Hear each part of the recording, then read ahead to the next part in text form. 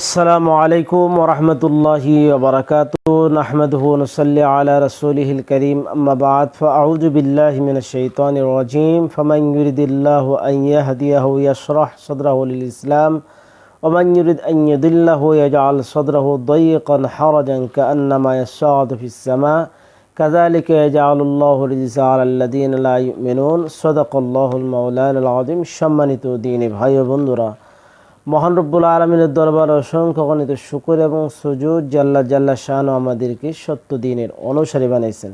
প্রিয় দ্বীনি ভাই ও বন্ধুরা, আল্লাহ পাক রব্বুল আলামিন বান্দার প্রতি দয়াবান। আল্লাহ তাআলা বান্দার সকল নিয়ামতের ব্যবস্থাপনা করেছেন। ভালো মন্দ তো আল্লাহ তাআলার পক্ষ থেকে, তাকদীরের ফয়সালা আল্লাহ তাআলার পক্ষ থেকে। পৃথিবীতে আল্লাহ পাক রব্বুল আলামিন যে কোনো বান্দার কোনো কল্যাণ যদি ফয়সালা করে থাকেন, পৃথিবীর কোনো শক্তি নেই এই কল্যাণকে ঠেকিয়ে রাখতে, বাধা দিতে।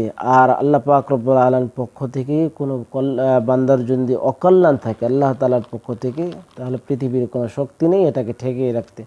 সম্মানিত দ্বীনি ভাই ও বন্ধুরা, আল্লাহ পাক রব্বুল আলামিন পবিত্র কোরআনের বিভিন্ন আয়াতে ইরাদা শব্দ ব্যবহার করেছেন।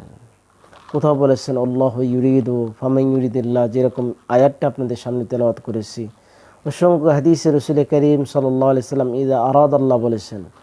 তাহলে আমাদেরকে আজকের জানার বিষয় হলো, যখন আল্লাহ ইচ্ছা করেন কিংবা আল্লাহ পাক রব্বুল আলামিন বান্দার কল্যাণ কামনা করেন, এমন অসংখ্য আয়াত এবং হাদিসের বিভিন্ন হাদিসগুলোর বিষয়গুলো আপনাদের সামনে ধারাবাহিকভাবে উপস্থাপন করব। আজকের যে আয়াতটি আপনাদের সামনে তেলাওয়াত করেছি, আয়াতটি হলো সূরা আনআমের 125 নম্বর আয়াত। আল্লাহ পাক রব্বুল আলামিন এই আয়াতে বলতেছেন ফামান ইউরিদিল্লাহু আন ইয়াহদিয়াহু ইয়াশরাহ সাদরাহু লিল ইসলাম। আল্লাহ পাক রব্বুল আলামিন এই এরাদা শব্দের অর্থ কি? যখন আল্লাহ পাক রব্বুল আলামিন দিকে নিসবত হবে, মুহাদ্দিসে কিরাম মুফাসসির কিরাম লেখেন এর অর্থ হলো, এরাদা শব্দের শাব্দিক অর্থ হলো ইচ্ছা করা। আল্লাহ রব্বুল আলামিন যখন ইচ্ছা করেন, তো ব্যাখ্যায় লেখেন, অনেক ব্যাখ্যার ভিতরে একটি ব্যাখ্যা হলো আল্লাহ রব্বুল আলামিন যখন বান্দাকে ভালোবাসেন। ইদা আরাদাল্লাহ অর্থ হল আল্লাহ পাক রব্বুল আলামিন যখন বান্দার কল্যাণ কামনা করেন, আল্লাহ রব্বুল আলামিন বান্দাকে ভালোবাসেন। প্রিয় দ্বীনি ভাই ও বন্ধুরা, যে আয়াতটিতে আল্লাহ তাআলা বলতেছেন ফামান ইউরিদিল্লাহ আন ইয়াহদিয়াহু ইয়াশরাহ সাদরাহু লিল ইসলাম, এখানে আল্লাহ পাক রব্বুল আলামিন তিনি কথাটা আল্লাহ রব্বুল আলামিন যাকে ইচ্ছা করেন আল্লাহ তাআলা তাকে হেদায়েতের পথে, তাকে সুপথ প্রাপ্ত করেন, হেদায়েতের পথে পরিচালনা করেন, তাকে হেদায়েত দান করেন। আর তার জন্য ইয়াশরাহ সাদরাহু লিল ইসলাম, তার সিনাকে, তার বক্ষকে ইসলামের জন্য উন্মুক্ত করে দেন, খুলে দেন। প্রিয় দ্বীনি ভাই ও বন্ধুরা, ইসলামের সকল বিধিবিধান আল্লাহ তাআলা তাকে বোঝার তৌফিক দিয়ে দেন। সব আহকামাত, এ ব্যাপারে তার কোনো প্রশ্ন আসে না, বরং নিঃসন্দেহে, নির্দ্বিধায়, নিঃসংকোচিত্তে আল্লাহর সকল বিধিবিধান আল্লাহ রব্বুল আলামিনের পক্ষ থেকে সমস্ত আহকাম সে মেনে নেয়।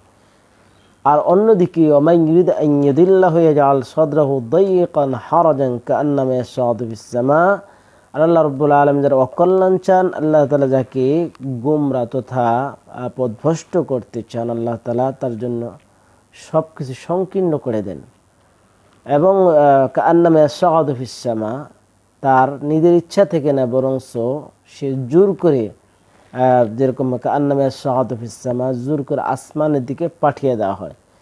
প্রিয় দ্বীনি ভাই ও বন্ধু, অর্থাৎ একটা হলো নিজেই আল্লাহ পাক রব্বুল আলামিন তার বোধ শক্তি দিয়ে দেন, সে নিজেই সে সব কিছু অনুধাবন করতে পারে। স্রষ্টাকে, সৃষ্টির পরিচয়, মানুষ কোথায় ছিল, কোথায় যাবে, সব কিছু সে চিন্তা ভাবনা করতে পারে, আল্লাহ পরিচয় খুঁজে নিতে পারে, ইসলামের সকল বিধিবিধানের উপরে তার জীবনকে পরিচালনা করে। অন্যদিকে আরেকজন আল্লাহ তাআলা যাকে শপথপ্রাপ্ত করবেন না, যাকে পথভ্রষ্ট করবেন, তার অবস্থা হলে এমন যে জোর করে যেরকমভাবে আসমানের দিকে পাঠানো হইতেছে, অর্থাৎ সকল বিধিবিধান তার এই বিষয়টি বুঝে আসবে না।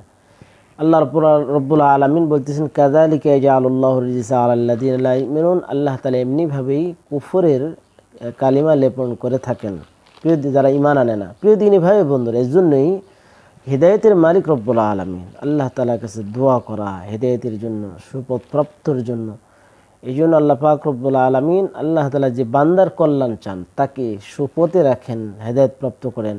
আল্লাহ তাআলা আমাদেরকে হেদায়েত নসিব করুন। সেই সাথে আল্লাহ পাক রব্বুল আলামিনের পক্ষ থেকে সমস্ত বিধিবিধান আল্লাহ তাআলা আমাদের জন্য আমল করার সুযোগ করে দিন। আল্লাহ পাক রব্বুল আলামিন সেই তৌফিক আমাদেরকে দান করুন। আমিন। আসসালামু আলাইকুম ওয়া রাহমাতুল্লাহি ওয়া বারাকাতুহু।